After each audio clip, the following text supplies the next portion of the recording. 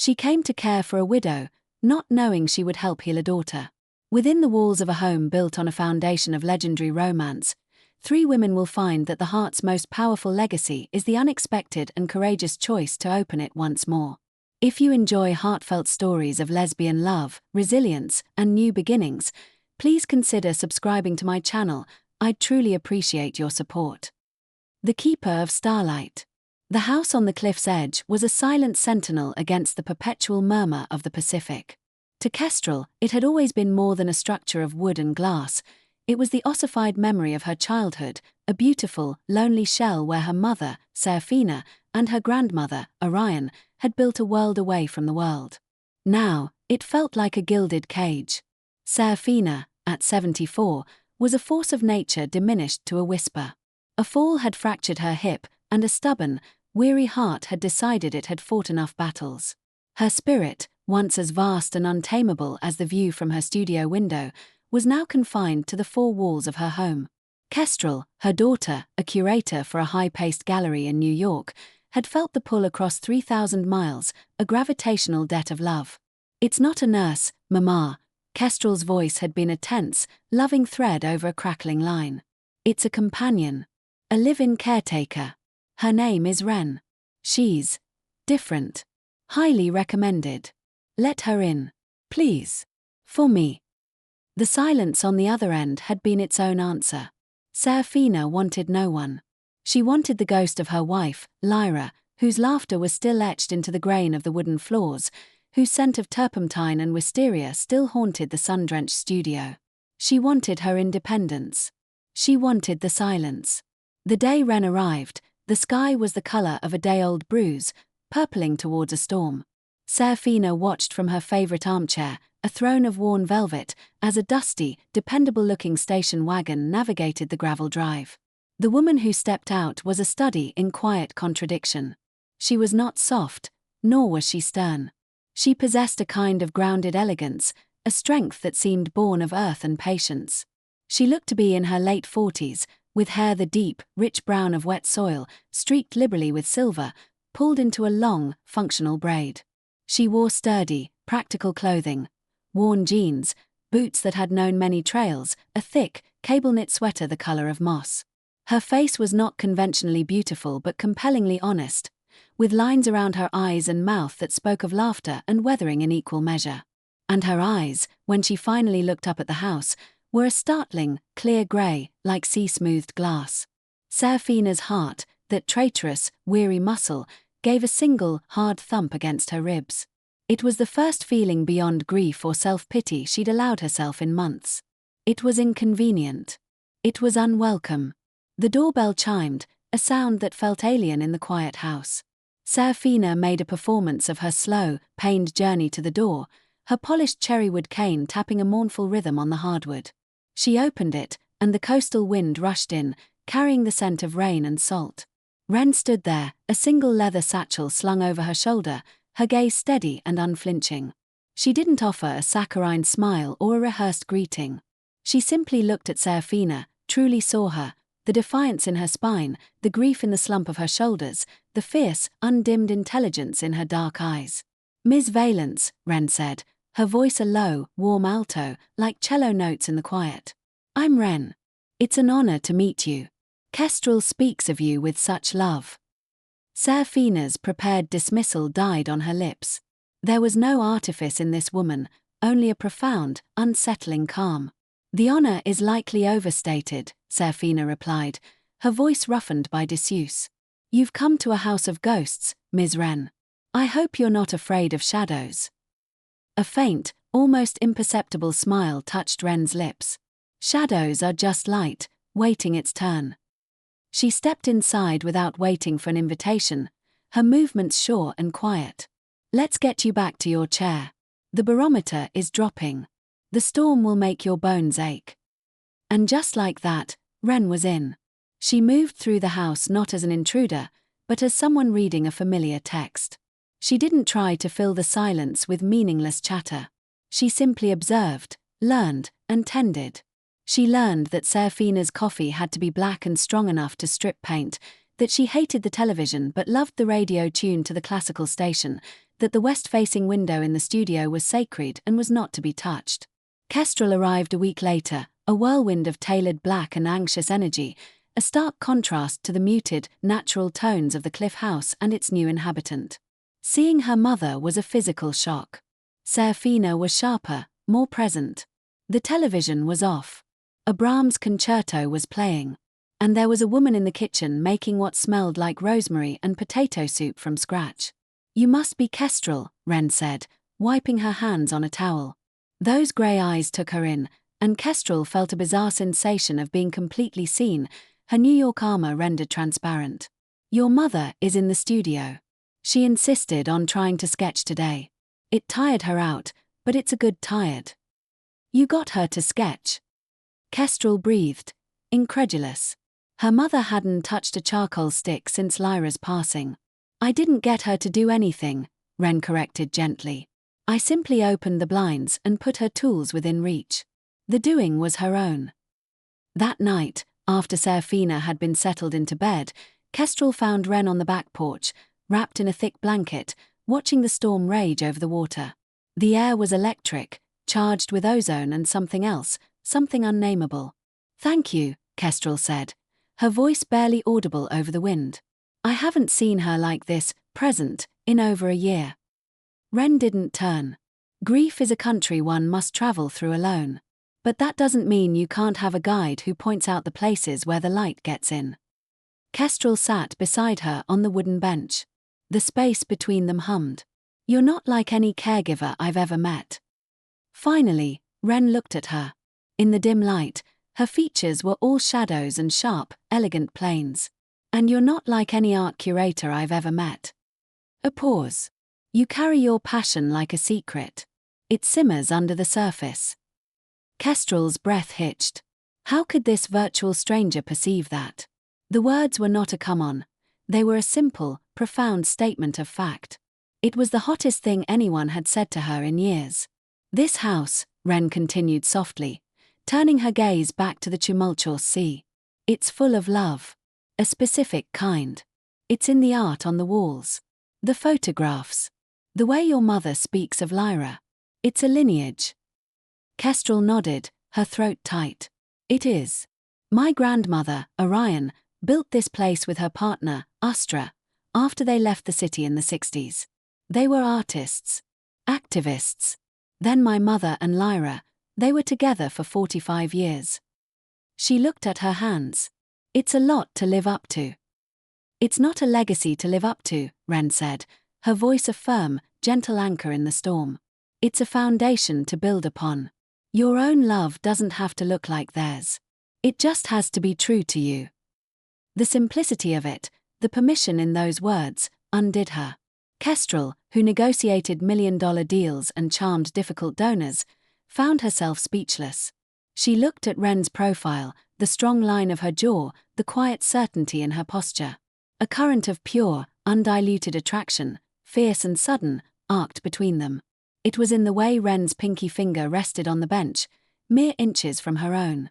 It was in the shared silence that felt more intimate than any touch. Wren turned her head, and her gaze dropped to Kestrel's lips for a heartbeat before returning to her eyes. The air vanished from Kestrel's lungs. The message was clear, received, and reciprocated. The storm inside the house suddenly mirrored the one outside. Kestrel's 2-week stay became a delicate, exquisite torture. A tripod of intense, unspoken emotions. She watched Wren with her mother, the infinite patience, the way she could coax a smile from Serafina with a dry remark or a perfectly timed cup of tea.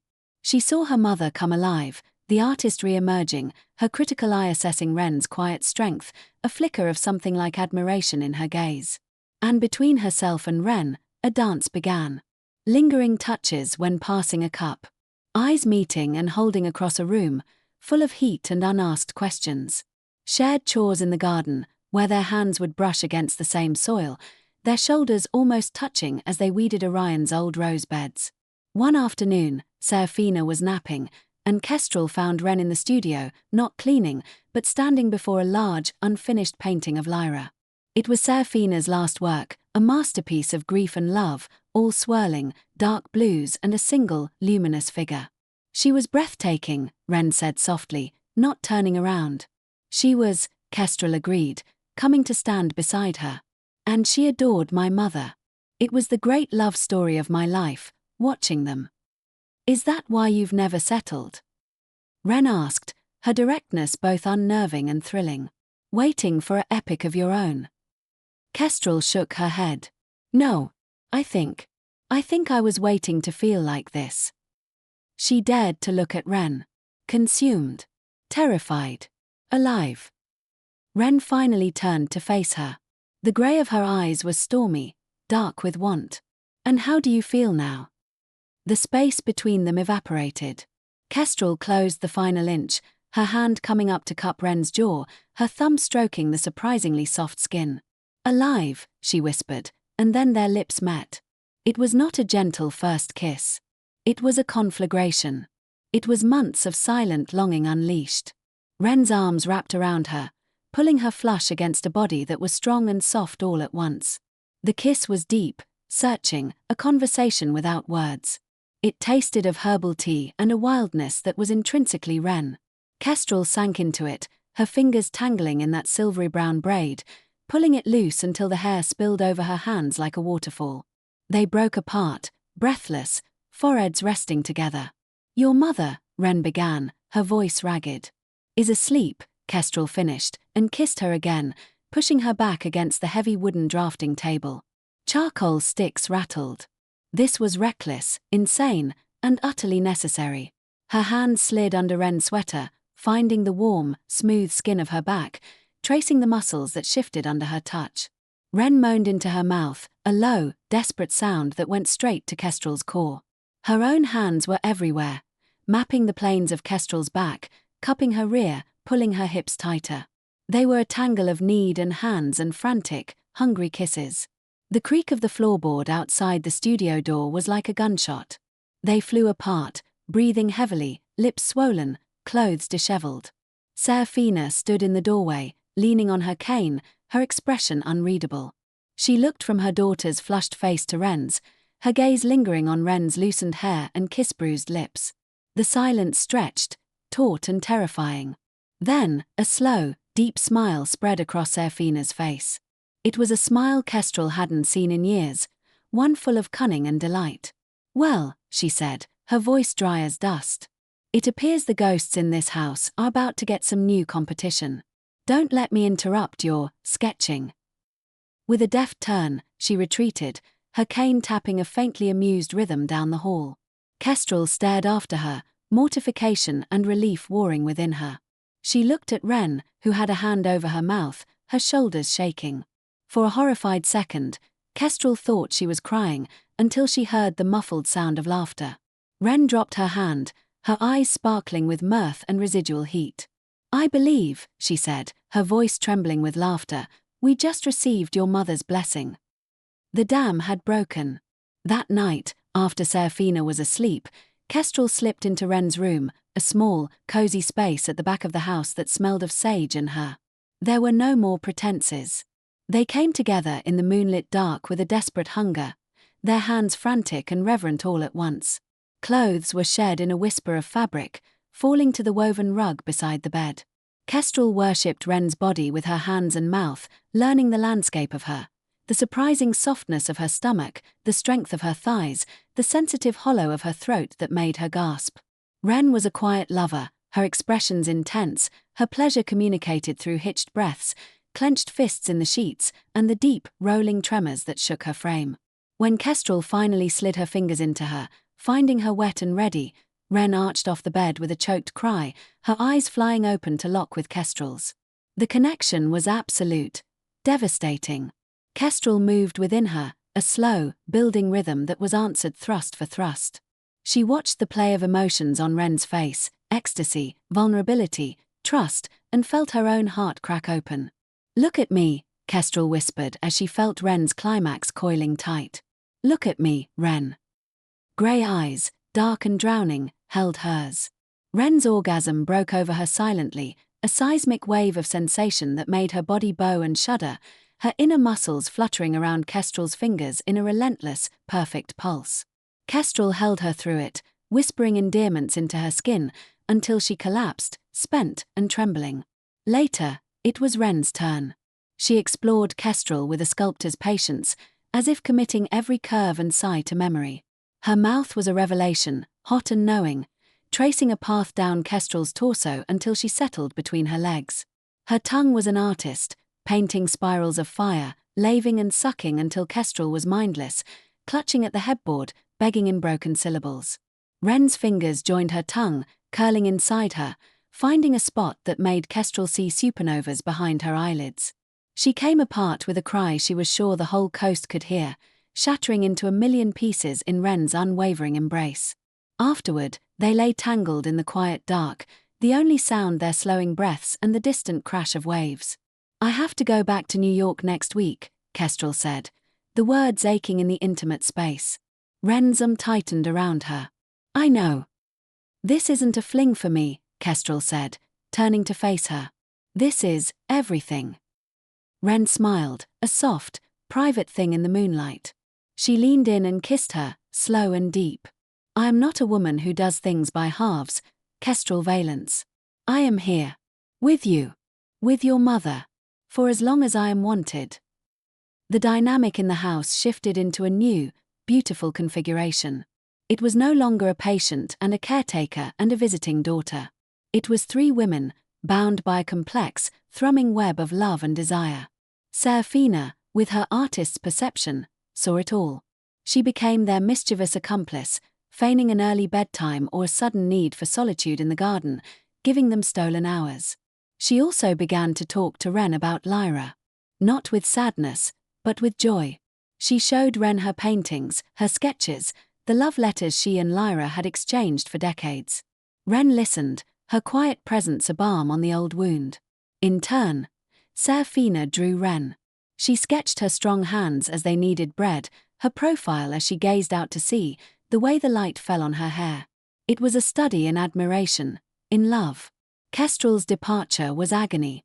The last kiss at the airport, hidden from view, was full of promises and a desperate need. "I'll be back in a month," she whispered against Wren's lips. "I'm rearranging everything." "We'll be here," Wren said, her grey eyes steady, though they shone with unshed tears. "Keeping the starlight warm for you." Back in New York, Kestrel felt like a ghost in her own life. Her sleek apartment felt sterile. The gallery shows felt trivial. Her heart was on a cliff in Oregon.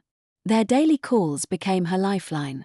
She'd talk to her mother, whose voice grew stronger every day, and then Wren would come on the line, and her voice, that low alto, would slide through Kestrel's body like a physical touch, sparking a heat that distance could not diminish. They'd talk for hours, about art, about life, about their days. And sometimes, late at night, their conversations would turn husky and intimate, their words painting pictures of what they would do to each other when they were together again, a form of long-distance lovemaking that left Kestrel breathless and aching. The month passed in a slow, sweet torture. When Kestrel finally returned, it was for good. She had resigned, sublet her apartment, and packed her life into a dozen boxes. She was coming home. She arrived at the house at dusk. Wren was waiting for her on the porch, a silhouette against the golden light pouring from the windows. She didn't run. She just stood, a smile spreading across her face that could have powered cities. Kestrel dropped her bag and walked into her open arms. The kiss was homecoming. It was promise. It was forever. Later that night, they sat with Serafina in the living room. A fire crackled in the hearth. Serafina looked at them, her daughter and this remarkable woman who had brought light back into their world. Her gaze held a lifetime of understanding. "Orion and Astra would have loved you, Wren," she said quietly. "Lyra would have adored you." She reached out, taking one of each of their hands in her own papery soft ones. "This house, it was built for love. A specific, brave, glorious kind of love. Don't you ever forget that you are part of its story now." Wren looked at Kestrel, her grey eyes full of a love so profound it made Kestrel's breath catch. Then she looked back at Serafina, squeezing her hand gently. "We won't," she promised. "We'll make sure the story continues." Under the blanket of 1,000 stars, in a house that kept the secrets of a lineage of brave love, Kestrel and Wren began the next chapter, their hearts beating in a rhythm as old and as endless as the sea below. It was a story of 3 women, a daughter, a keeper, and a mother, bound not by blood, but by the fierce, unbreakable, and utterly beautiful bonds of a love that had chosen them all. Epilogue: The Garden of Second Chances. 5 years later, the cliffside house was no longer a silent sentinel but a vibrant heart, beating with the rhythm of a life richly and consciously lived. In the sun-drenched studio, now shared, 2 easels stood side by side. At one, Serafina, her hands gnarled but steady, put the final brushstroke on a canvas alive with bold, joyous color, a depiction of the garden in full, riotous bloom. At the other, Wren, her silver-streaked hair tied back with one of Kestrel's silk scarves, worked on a delicate pen-and-ink illustration for a children's book she had written. The story, about a quiet wren and a bold kestrel who build a nest together on a high cliff, was due for publication next spring. Serafina had never stopped painting. Wren had finally started creating. The legacy of art had found new breath. Outside, in the garden that Orion and Ustra had first carved from the wild earth, Kestrel knelt beside a raised bed, her hands deep in the soil. Her New York suits were replaced with worn jeans and one of Wren's old sweaters, smudged with dirt. She was teaching a small group of local children how to plant lavender, her voice patient and warm. The Valence Legacy Arts Retreat, her brainchild, hosted queer artists and writers for month-long residences, funded by the sale of a few of her mother's and grandmother's pieces. The house was finally fulfilling its true purpose, not as a museum to past love, but a cradle for future creation. The most profound change was evident in the main living room. The walls, once a shrine to the past, now held a vibrant tapestry of time. Orion and Ustra's abstract landscapes hung beside Serafina and Lyra's intimate portraits. But now, they were joined by Wren's intricate illustrations, photographs from Kestrel's and Wren's simple, sun-drenched wedding on the cliff, and a large, stunning painting Serafina had done of the 2 of them. Kestrel's head resting on Wren's shoulder, their hands intertwined, looking not at the viewer, but at each other. They had not replaced the past. They had built upon it, integrated it, making the story fuller and more complete. As the sun began to dip below the Pacific, painting the sky in hues of orange and violet, the 3 women gathered on the porch.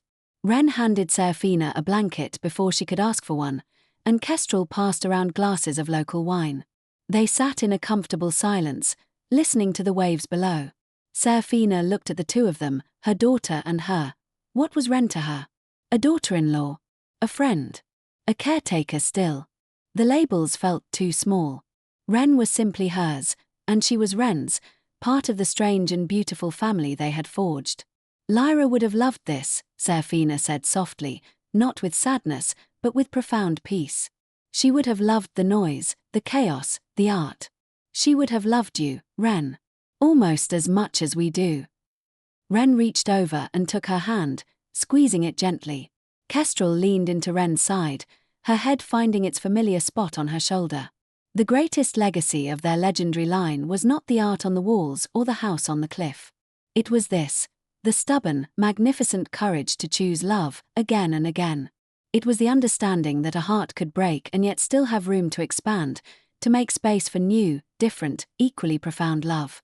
They had not escaped grief or aging. Serafina's steps were slower, her bad days more frequent. But she was not alone in them. They had not found a fairy tale without challenges. Kestrel and Wren argued about finances and whose turn it was to do the dishes, their passion flaring in both anger and reconciliation. They had simply built a life. A real, messy, breathtakingly beautiful life. As the first stars appeared, pinpricks of light in the vast, darkening sky, Wren whispered, "The keepers of starlight are all present and accounted for." Kestrel turned her face up for a kiss, which Wren gladly gave, soft and lingering.